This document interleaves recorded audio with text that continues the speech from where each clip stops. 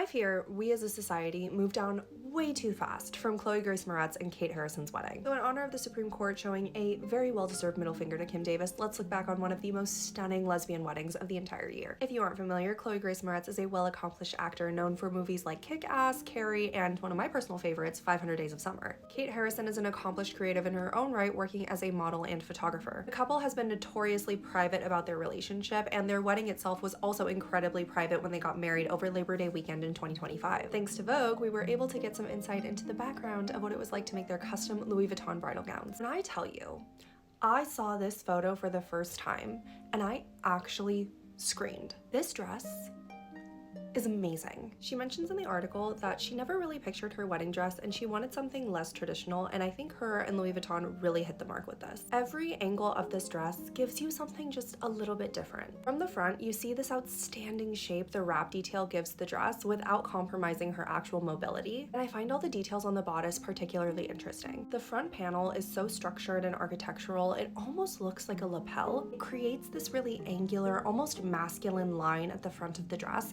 but the rest of the details are so soft and feminine that the final product ends up being really, really balanced. We also must talk about the color. The actual shade of the dress looks different in different lighting and from different angles. For some, I could see this actually being kind of a negative, but I think because Chloë and Kate are so private when it comes to their relationship, they haven't even posted actual wedding photos.